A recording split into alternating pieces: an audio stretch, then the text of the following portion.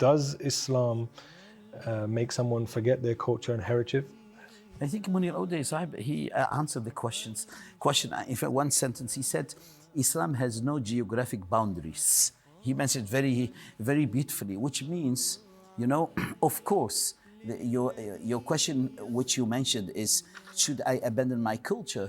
Answer, let me explain this in three. One is, what is a culture?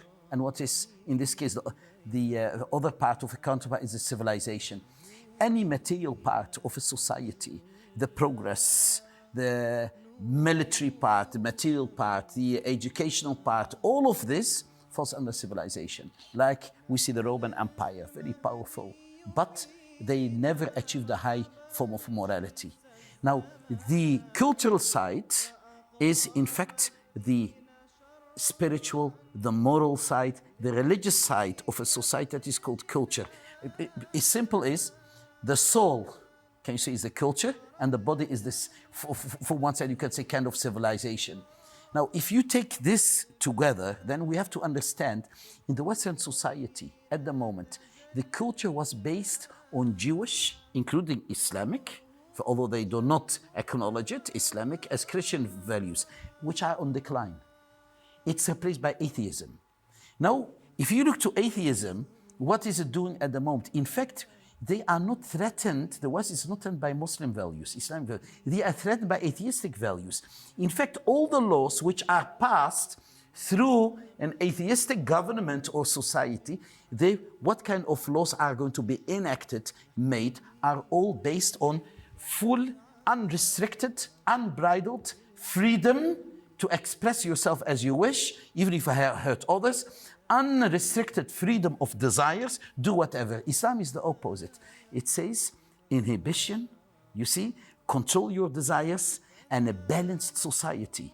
Not fully restricted and not fully free. Now, within this frame, Islam tells you, if there is a cultural aspect, you become a Muslim, and if there is a cultural aspect which is completely against immorality, it's immoral.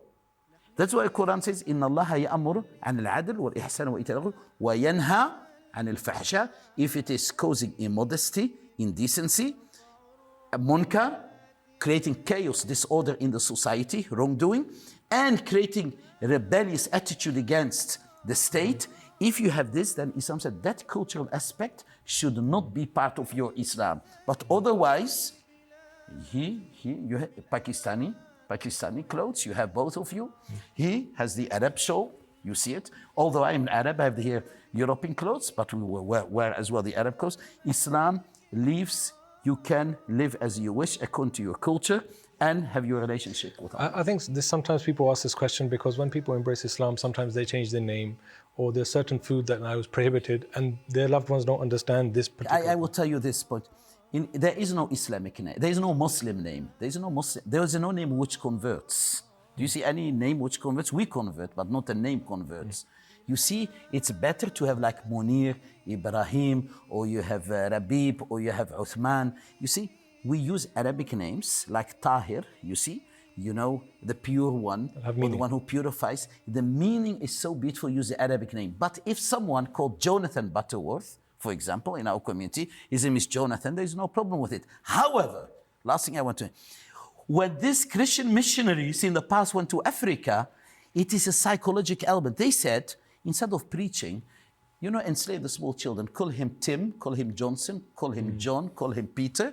When they grow up, they automatically identify themselves with Islam. But if a small child, they take him, assume a small child, you call, may Allah protect us, of course, you get small children, you say, your name is Ahmed, your name is Muhammad, your name is Abdullah. When he grows up, even he doesn't know about Islam, he identifies him with Islam. That is why we give these names, the Arabic names, but it does not mean if you use any other name that it's forbidden, of course not.